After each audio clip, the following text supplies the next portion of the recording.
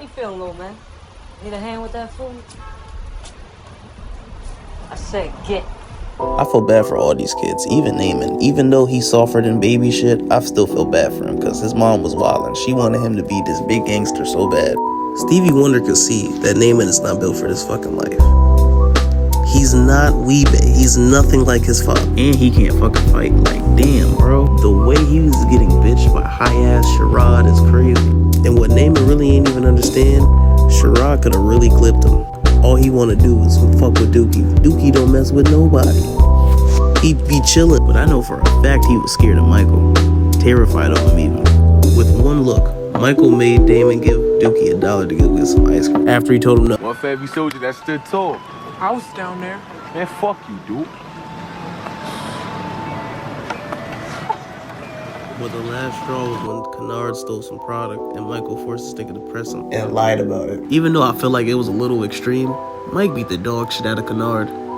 He fucked him up. Namond ain't want no parts. Talking about I don't want it no more and then runs off. Then when he go to the boxing gym, he do the same shit. Fuck with Dukie.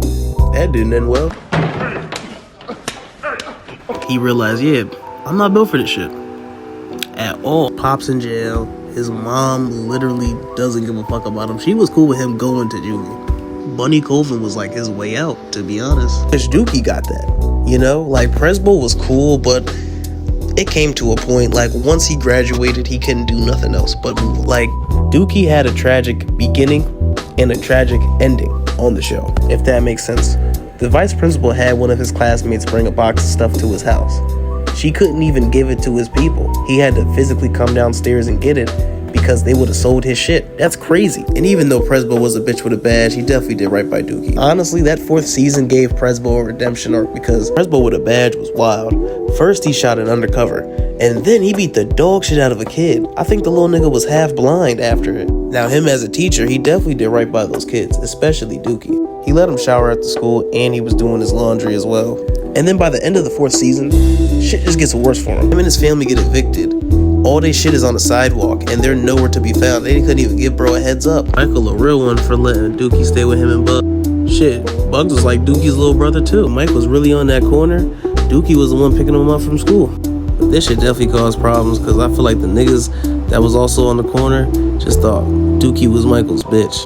Dukie was not built for this shit and didn't hide about it at all, and he never hid that. I just really hate how he fucking ended up being like Bubbles in the end. Now that I think about it, Bubbles had a better ending than him. He got clean.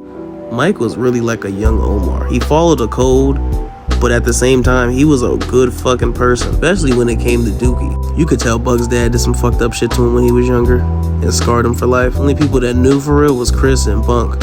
Chris got rid of him, no hesitation, in a brutal manner. This is the reason why he couldn't really have a bond or really see a mentor in Cuddy, because for one, he fucking the moms at the gym, but also just DeVar fucked him up bad, mentally. He did with a lot of shit as a young teenager. He's taking care of his little brother, and his mom is on drugs.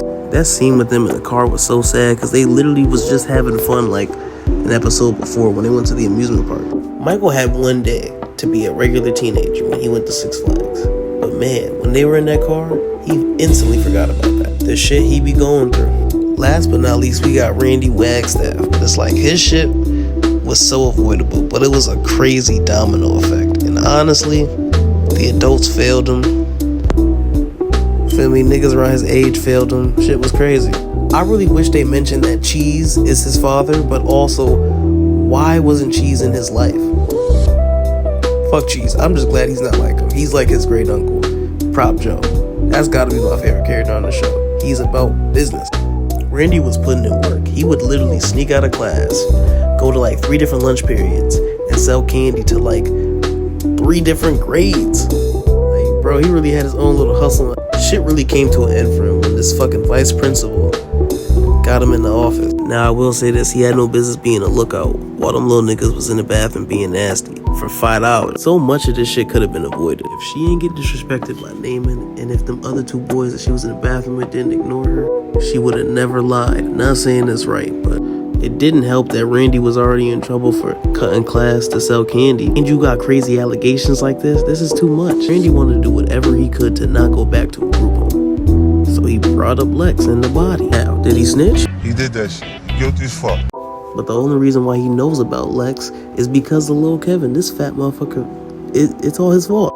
You had one job. One job.